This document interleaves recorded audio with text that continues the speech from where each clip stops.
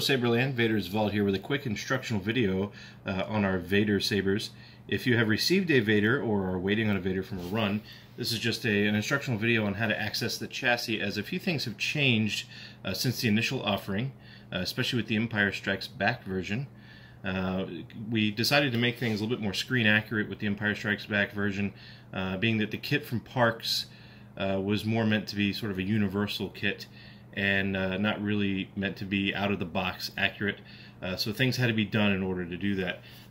One of the main things, of course, was the wire accents that you see on the sides here. But on the clamp, the lever for the clamp had to be removed, and the sidebars powder-coated black to sort of match the screen-use version. This version you see here is Savage weathered, so there is a lot of it worn back off or scratched or gouges or whatnot. But one of those changes being the lever being taken off meant that it's very hard to access the chassis without some sort of tool, as the ANH version, as you can see here with the lever, makes it quite easy to access just with flipping the lever. Without that lever, however, you need a tool, and we went and had a wrench manufactured for the Vaders. So anybody who ordered an Empire Strikes Back version will be getting one of these with their saber. And basically it allows you to loosen the clamp bar in order to unscrew the rear grip. So with that in mind, if you need to, like I do, I have to put in the kill key for this saber so it can get shipped out to its owner. Just take the end that says 4mm on the wrench and loosen the clamp until it's easily movable. So it's still a little tight, so we're going to loosen a little bit more here. Alright. And you'll get it to where you can actually do it with your fingers too. So just slide the clamp upward as far as it will go. Don't worry about the bubble strip. It is adhered to one side, and we'll go over that a little bit more in a minute. But once you have it moved up, you can actually freely unscrew the grip. And I touched a button, so it's waking up here.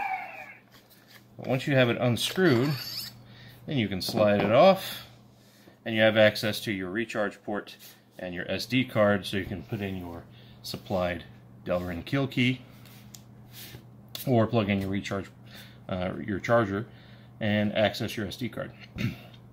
When you're done doing all of that, you can just put your grip back on, screw the grip on so it's nice and snug, move the clamp back into place, make sure it's lined up to where you want it. Now, since the bubble strip is only adhered to one side of the clamp bar, it can become out of alignment. So you got to be careful when you're pinching this back together that you don't bend the card, because you can break it off because that adhesive is really strong. But once you get it finger tight, you can either leave it finger tight, or if you want it really snug, just use your wrench and give it a couple of little turns here. And there you go. Easy peasy. Now, the ANH version, very similar, except for you just have to flip the lever and use the lever to loosen the clamp until you can move it. But same drill, just doesn't require the tool on the ANH version.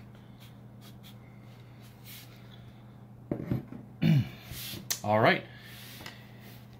This one is a very special one, so I guess I can go over that a little bit.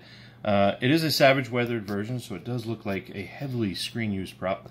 But we did get a request on this one, which is a first for the Vaders for us, is somebody wanted accent LEDs on this saber. And a lot of people will put accent LEDs in the clamp because, well, there's a big open area there and it's sort of easy, so, you know, whatever. But we didn't want to do that, so we did not put the accent LEDs in the clamp. A lot of you who are keen-eyed may have noticed something up by the switch box, but I did make it a little unobtrusive. We've got an accent LED bar, very similar to some of our other previous custom builds that you may have seen in the past, but it does have some reflective mylar behind the acrylic window, so it does sort of blend in with the reflective nature of the outside of the hilt. But when the kill key is pulled,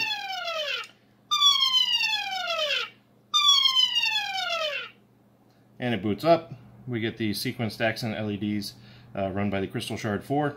Now, of course, this is just a standard sequence. You can adjust that to your liking to be any sequence you want, thanks to the ease of the Plector Labs utility for doing so.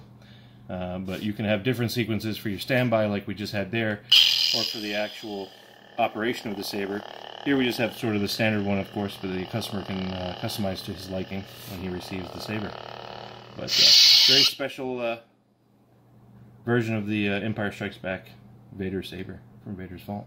This one is also equipped with Bluetooth. This is a first for us at Vader's Vault.